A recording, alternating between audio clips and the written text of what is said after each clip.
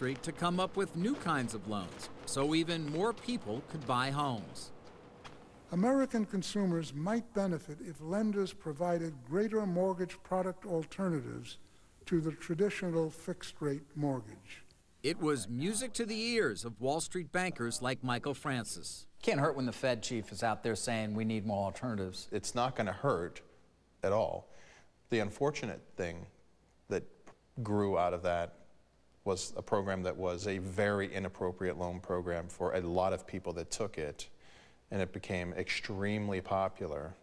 The program had a name only a banker could love: a pay option, negative amortization, adjustable rate mortgage.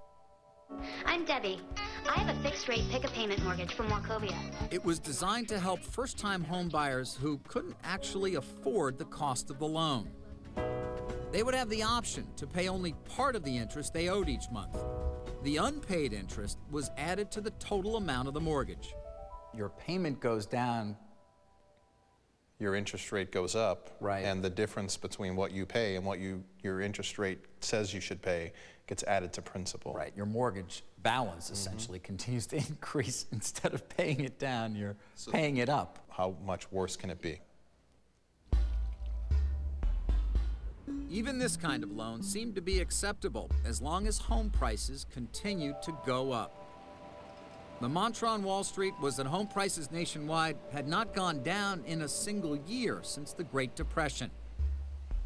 That's what kept Michael Francis going, even if he was starting to have doubts.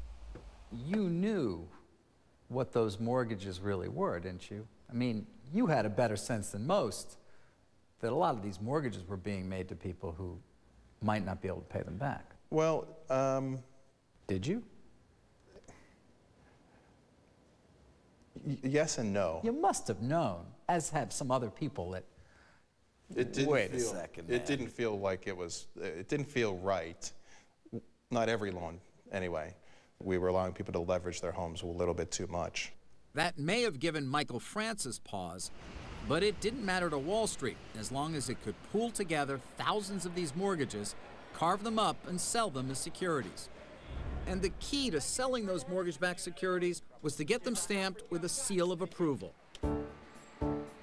Enter the rating agencies. Moody's, Standard & Poor's, and Fitch tell institutions like police retirement funds and universities which investments are risky and which are safe. Their stamp of approval is to rate a security investment grade. Joseph Mason, an expert on the rating agencies, teaches finance at Wharton and Louisiana State University. It's the institutional buyers who have to have ratings because they can only invest in things that are rated investment grade. Investment grade ratings go from the highest, AAA, to the lowest investment grade, BBB. We can issue some AAA rated debt that can sell to the investors who desire a safe investment, and on the other end of that scale we can have some very risky debt that some investors like. The safe AAAs pay less than the riskier BBBs. Deals were systematically over. Ann Rutledge rated securities for Moody's. During the boom, when home prices surged and virtually no borrowers defaulted, she explains that the riskier BBB rated securities for mortgages looked as good as the safe AAAs. The Class B is suddenly much safer than it used to be. And over time, it becomes like a AAA security. Right. Eventually, the market gets smart and says, let's lower the requirements for AAA. And here's where it gets interesting. The credit rating agencies had an incentive to award a security the best possible rating. And that's because the agencies were paid for their appraisals by the very banks that issued the securities. I want to make sure I understand. Those rating agencies, which are making an enormous amount of profit rating many of these structured products, they have a genuine concern if they don't give something the desired rating that they won't get the business in the future. It's what we call a repeated game. I'm going to take care of you because I'd like to see you come back. All of the rating agencies have denied any impropriety. Moody's officials insist they had no incentive to hand out good ratings. They sent us a statement that said the company properly manages the potential for conflicts of interest and has added new safeguards that further address those conflicts. In any case, revenues for the rating agencies shot up, as did their stock prices. as they competed against one another for the bank's business. The business was getting more competitive. And so you just wanted to make sure that you had as much business or more as the next rating agency. Standards drop then? The problem is that if you are the only person who knows how these standards work, if investors aren't paying attention, and investment banks are only comparing what they can get if they go to you versus the next rating agency, nobody's paying attention. Catastrophic mispricing of risk. With the rating agencies on board and investors clamoring for more ways to make money, the banks were happy to oblige. They cooked up an exotic new product they could sell, something called a collateralized debt obligation, or CDO.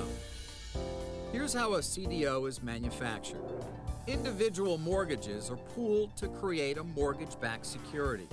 And then the banks take different pieces of those mortgage-backed securities, put them together, and create a CDO. By owning little pieces of so many homes whose prices it was thought would never go down, what could possibly go wrong?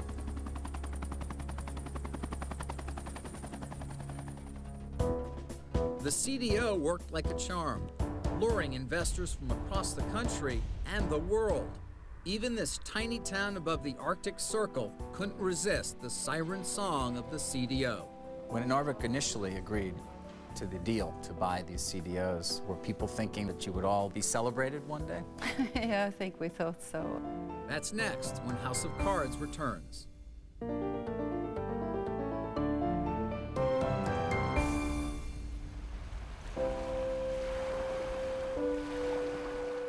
Narvik, Norway is about as far as you can get from Wall Street. This is the land of the midnight sun. The Arctic, draped in sapphire fjords and emerald birches. Narvik is one of the northernmost ice-free ports in the world.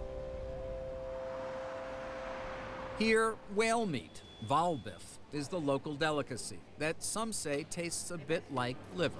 Yeah.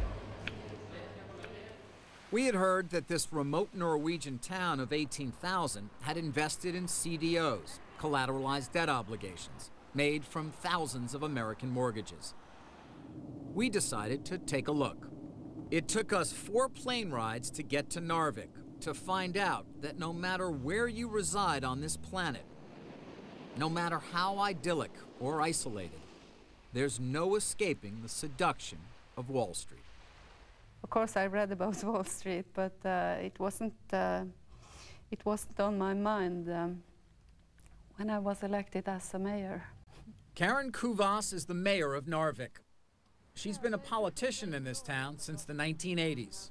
For the last 10 years, I think the economy has been the problem. We have had tight budgets. We have had a decrease in the population.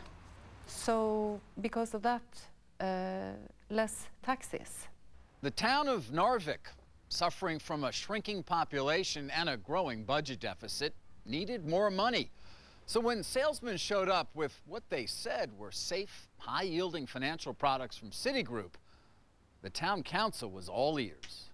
They propose to take a loan and to place the money in non-risky products. Structured products. Yes.